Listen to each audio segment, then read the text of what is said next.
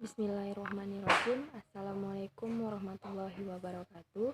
Perkenalkan, nama saya Aulia Nuradi Fatma dengan NIM 1204022694 dari Program Studi Bimbingan Konseling Islam Fakultas Dakwah dan Komunikasi.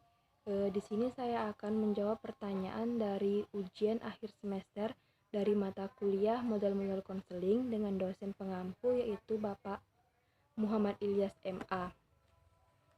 Pertanyaan pertama yaitu jelaskan teknik-teknik yang dilakukan dalam pendekatan psikoanalisis asosiasi bebas, interpretasi, analisis mimpi, analisis dan interpretasi atas resistensi, dan analisis dan interpretasi atas resistensi. Jawabannya yaitu yang pertama, teknik asosiasi bebas. Dalam pelaksanaan teknik asosiasi bebas ini, seorang konselor meminta seorang konseli untuk secara bebas mengungkapkan berbagai pikiran yang ada dalam benaknya dengan kata-kata, serta hal lain yang terlintas dalam pikiran untuk diungkapkan semuanya. Penciptaan teknik asosiasi bebas yaitu Sigmund Freud. Sigmund Freud melakukan proses pengembangan teknik konseli asosiasi bebas dari tahun 1892 sampai tahun 1898. Freud mengklaim asosiasi bebas mampu memberi konseli kebebasan penuh dalam pelaksanaan konseling untuk memeriksa pikiran mereka atau seorang konseli tersebut. Kebebasan ini akan dipicu dengan dorongan baik sebagian atau kurang lebihnya dari dorongan atau intervensi dari konselor. Freud mengusulkan teknik ini untuk membantu mencegah 3 masalah umum dalam pelaksanaan konseling. Yang pertama yaitu pemindahan, di mana pemindahan ini yaitu proses mentransfer perasaan yang dimiliki seseorang untuk satu orang ke orang yang berbeda. Yang kedua yaitu ada proyeksi. Proyeksi yaitu proses memproyeksikan kualitas diri sendiri ke orang lain. Yang ketiga yaitu perlawanan praktek. Perlawanan, di mana perlawanan ini yaitu praktek memblokir perasaan atau ingatan tertentu. Proses pelaksanaan teknik konseling asosiasi bebas. Proses pelaksanaan teknik konseling asosiasi bebas secara tradisional dilakukan dengan cara seseorang yang dalam proses konseling didorong untuk mengungkapkan atau menulis semua pikiran yang muncul di benaknya. Teknik konseling asosiasi bebas bukanlah pola pikir yang linear, melainkan sebaliknya. Seseorang mungkin menghasilkan aliran kata-kata yang tidak koheren atau berhubungan seperti anjing, merah, ibu, dan lainnya.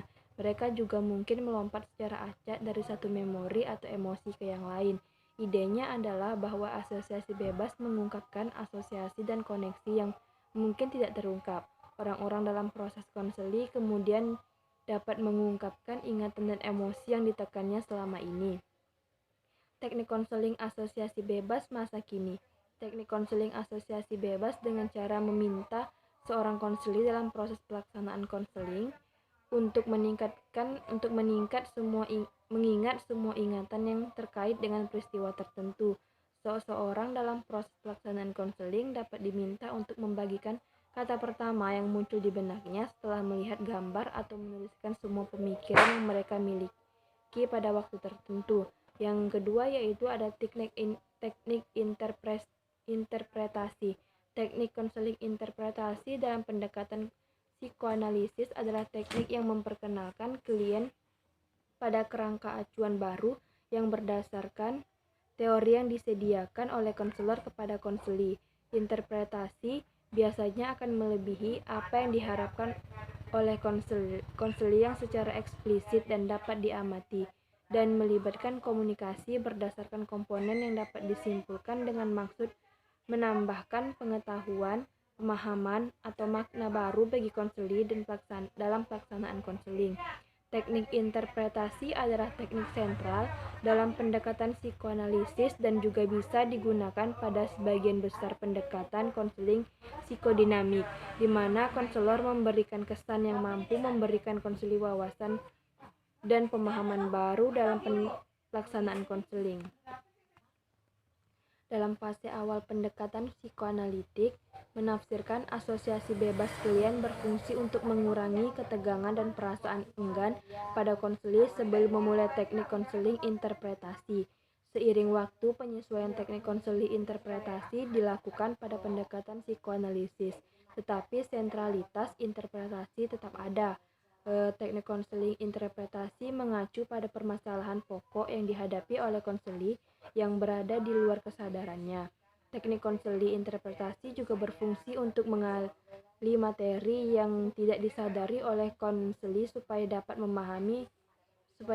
dipahami oleh konseli demi kepentingan penyelesaian masalah yang dihadapinya.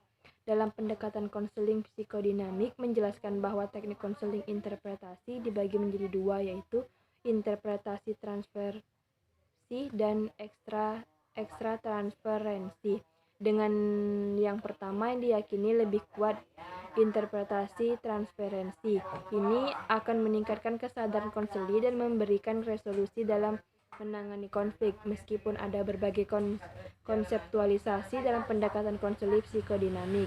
Interferensi diyakini paling efektif bila digunakan dengan baik, yaitu dengan cara fokus permasalahan konseli yang dekat dengan kesadaran dan disampaikan pada waktu yang tepat selama pelaksanaan kegiatan konseling. Hasil paling maksimal adalah ketika konseling secara akurat fokus pada aspek interpersonal permasalahan konseli daripada hanya berfokus pada keadaan perasaan atau respon diri. Cara penggunaan teknik konseling interpretasi. Sebenarnya teknik konseling interpretasi adalah teknik yang akan maksimal penggunaannya untuk mendukung teknik lain dalam pelaksanaan konseling. Hal ini dikarenakan teknik konseling interpretasi merupakan prosedur dasar dalam menganalisis asosiasi bebas, analisis mimpi, resistensi, dan transferensi. Caranya adalah dengan konselor menyatakan atau menerangkan dan mengajarkan kepada konseli mengenai makna-makna tingkah laku apa yang dimanifestasikan konseli dalam mimpi, asosiasi bebas, resistensi, dan hubungan terapeutik itu sendiri. Fungsi dari teknik konseling interpretasi ini adalah untuk mendorong ego konseli supaya dapat mengasimilasi bahan-bahan baru dan mempercepat proses pengungkapan alam bawah sadar secara lebih lanjut. Interpretasi yang diberikan oleh konselor akan membuat konseli memiliki perasaan alam bawah sadar. C. Analisis mimpi. Metode ini untuk menafsirkan mimpi berdasarkan simbol-simbol yang keluar dari mimpi klien. Simbol dan mimpi tidak bisa diterjemahkan langsung, tetapi perlu dilihat manifest konten dan latent kontennya. Psikolog perlu menyadari manifest konten pada mimpi klien menjadi latent konten yang lebih penting. Manifest konten dari mimpi merupakan makna mimpi dari permukaan atau deskripsi sadar yang disampaikan oleh orang yang bermimpi, sedangkan latent konten merupakan hal-hal yang tidak disadari. Dalam teori psikoanalisa Freud ada asumsi dasar dari analisis mimpi, yaitu hampir semua mimpi merupakan upaya pemenuhan keinginan, bahwa mimpi merupakan upaya pemenuhan keinginan yang dapat muncul dalam bentuk simbol-simbol yang bisa jadi berbeda. Mimpi dapat ditafsirkan tidak muncul pada klien yang mengalami pengalaman traumatis. Pada orang dengan pengalaman traumatis, mimpi muncul mengikuti prinsip kompulsi repetisi dibandingkan memenuhi keinginan. Mimpi-mimpi seperti ini lazim didapati pada orang-orang yang mengalami kelainan stres pasca trauma yang berulang kali memimpikan pengalaman yang menakutkan atau traumatis. Menurut Freud, mimpi dibentuk di alam tidak sadar. Mimpi dibentuk di alam tidak sadar. Materi psikis tidak sadar perlu bersembunyi dalam selubung penyamaran. Selubung ini bekerja dengan dua dasar, yaitu kondensasi dan pengalihan. Kondensasi mengacu pada kenyataan bahwa muat manifest mimpi tidaklah seluas muatan pada tingkah latent yang menyiratkan bahwa materi tidak sadar diringkas atau dikondensasikan sebelum muncul tingkah laku manifest. Sedangkan pengalihan berarti gambar mimpi digantikan oleh gagasan lain yang tidak ada kaitannya. Kondensasi dan pengalihan muatan ini berlangsung menggunakan simbol. Gambar-gambaran tertentu dipresentasikan secara universal oleh figur-figur yang tampaknya tak berbahaya. Yang C yaitu analisis resistensi, ditunjukkan untuk menyadarkan konseli terhadap alasan-alasan terjadinya resistensi pada dirinya. Konselor meminta perhatian konseli untuk menafsirkan resistensi tersebut. Konselor harus berusaha untuk mengarahkan konseli dengan melakukan dialog dari hati ke hati agar konselor dapat keluar dari situasi yang dijadikan sebagai temeng untuk masuk dalam persoalan yang sedang dihadapinya. Untuk melakukan hal ini, seorang konselor mesti mengungkapkan cara yang lemah lembut. Konselor tidak boleh mengecam atau memberikan label negatif terhadap perilaku yang menunjukkan resistensi tersebut.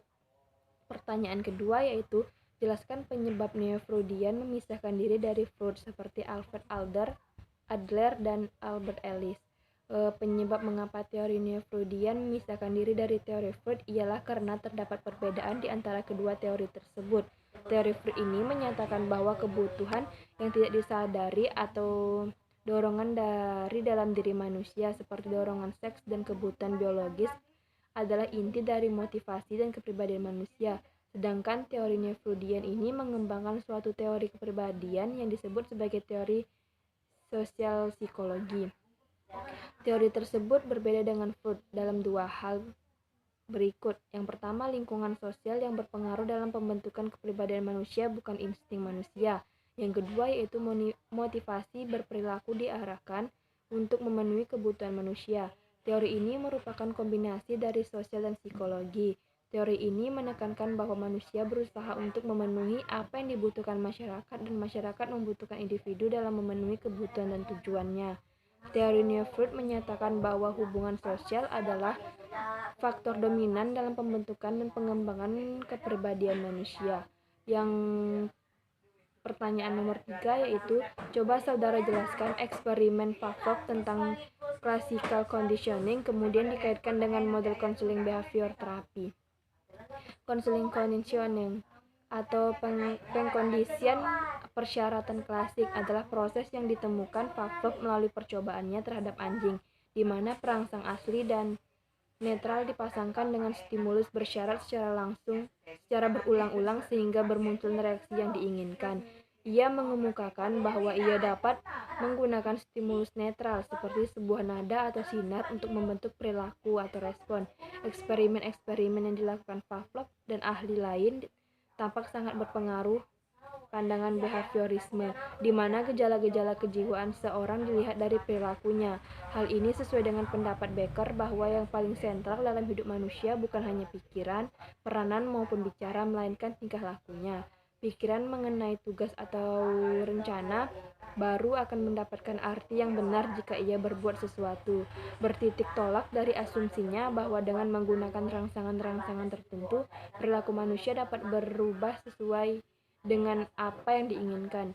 Kemudian Pavlov mengadakan eksperimen dengan menggunakan binatang anjing karena ia menganggap binatang memiliki kesamaan dengan manusia. Namun demikian, dengan segala kelebihannya, secara hakiki manusia berbeda dengan binatang. Pavlov mengemukakan 4 peristiwa eksperimental dalam proses akuisisi dan penghapusan sebagai berikut. Yang pertama yaitu stimulus tidak terkondisi atau UCS. Suatu peristiwa lingkungan yang melalui kemampuan bawaan dapat menimbulkan refleks organismik. Contohnya yaitu makanan. Yang kedua yaitu ada stimulus terkondisi atau CS.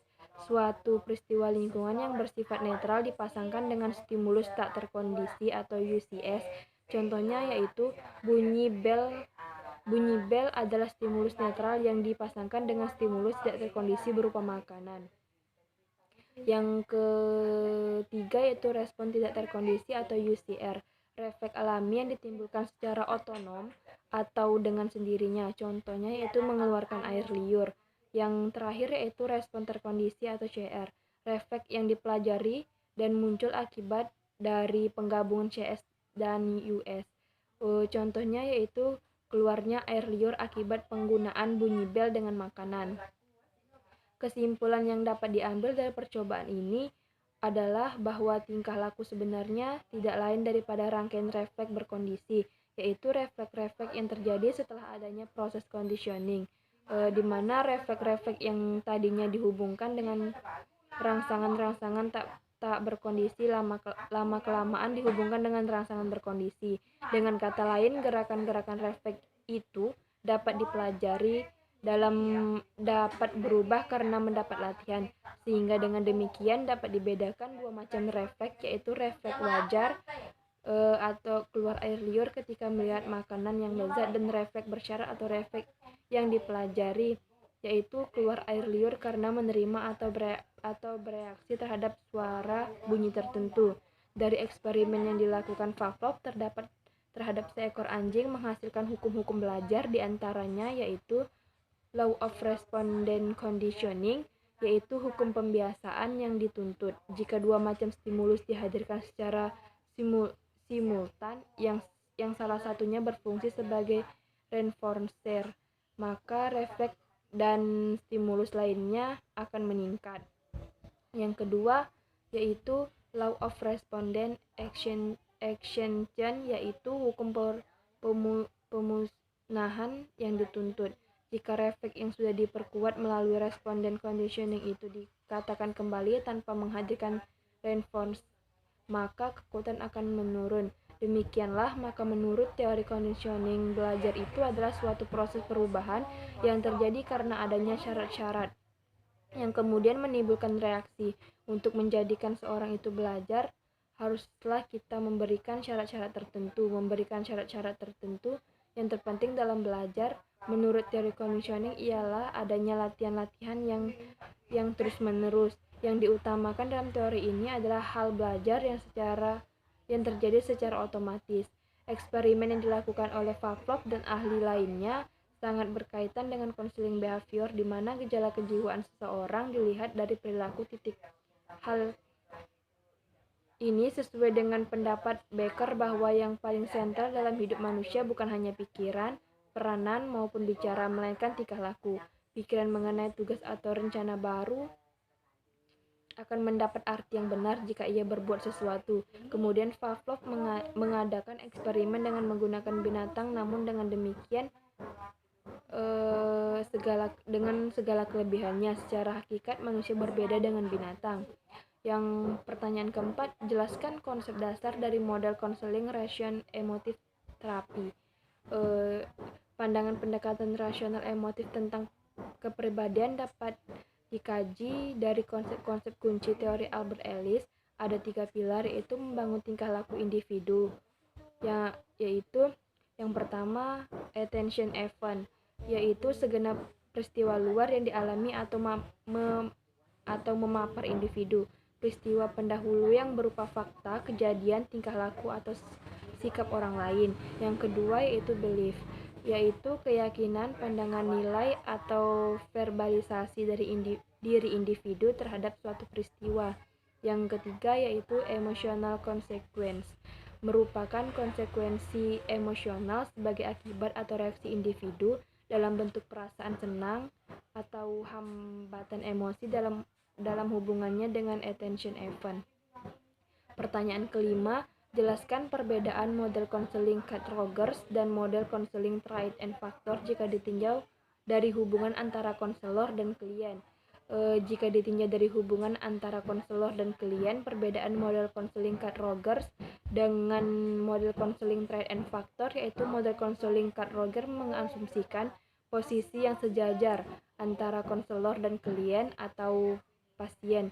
Hubungan konselor klien diwarnai kehangatan, saling percaya, dan klien diberikan perlakuan seperti orang dewasa yang dapat mengambil keputusan sendiri dan bertanggung jawab atas keputusannya. Sedangkan model konseling Trait and Factor, konselor membantu konseli atau klien menentukan tujuan yang akan dicapainya sesuai dengan bakat hasil tes, dan konselor harus mempengaruhi klien berkembang ke satu arah yang baik baginya. Pertanyaan keenam yaitu jelaskan teknik-teknik yang digunakan dalam model konseling Gestalt. Teknik dalam pendekatan Gestalt dalam ringkasan buku Gudnanto, pendekatan konseling pada tahun 2012. Teknik konseling Gestalt yaitu pendekatan tanggung jawab klien. Konselor bersedia membantu klien, tetapi tidak akan bisa mengubah klien. Konselor menekankan agar klien mengambil tanggung jawab atas tingkah lakunya. Yang kedua yaitu orientasi sekarang dan saat ini. Konselor tidak membangun kembali atau mengulang masa lalu atau motif tidak sadar, tetapi memfokuskan keadaan sekarang. Masa lalu hanya dalam kaitannya dengan keadaan sekarang. Yang ketiga yaitu orientasi kesadaran konselor, meningkatkan kesadaran klien tentang diri sendiri dan masalah-masalahnya. Pertanyaan ketujuh yaitu jelaskan 3 aspek atau 3 dimensi yang saling berkaitan dengan dalam membentuk sifat manusia jika ditinjau dari model konseling logoterapi. Pandangan logoterapi terhadap manusia, yang pertama yaitu manusia merupakan kesatuan utuh dimensi ragawi, kejiwa, dan spiritual. Yang kedua yaitu manusia memiliki dimensi spiritual yang terintegrasi dengan dimensi ragawi dan kejiwaan. Perlu dipahami bahwa sebutan spirituality logoterapi tidak mengandung konotasi keagamaan karena dimensi ini dimiliki manusia tanpa memandang ras, ideologi, agama, dan keyakinan. Oleh karena itulah Frank menggunakan istilah neotik sebagai padanan dari spirituality supaya tidak disalahpahami sebagai konsep agama. Dengan adanya dimensi neotik ini manusia mampu melakukan self-detachment, yakni dengan sadar mengembalikan jarak terhadap dirinya serta mampu meninjau dan menilai dirinya sendiri.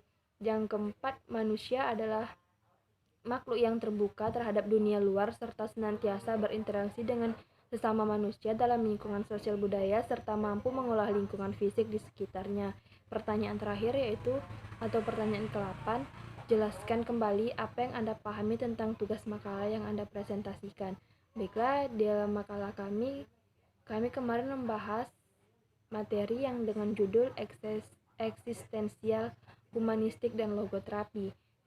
Eksistensial humanistik merupakan usaha untuk dapat menciptakan arti sebuah kehidupan manusia itu sendiri, komunikasi dengan manusia yang lainnya, kecenderungan dalam mengembangkan diri semaksimal mungkin, dan juga kematian. Menurut tinjauan Islam, ada 6 dimensi dasar positif dan teori eksistensial humanistik ini, yaitu kapasitas akan pemahaman diri, kebebasan serta tanggung jawab, menciptakan identitas dirinya, serta menciptakan ikatan yang sangat bermakna dengan orang lain, usaha untuk menciptakan makna, tujuan, target, serta juga nilai. Yang kelima, ketakutan terhadap keadaan hidup. Dan yang terakhir itu kesadaran hendak kedatangannya maut.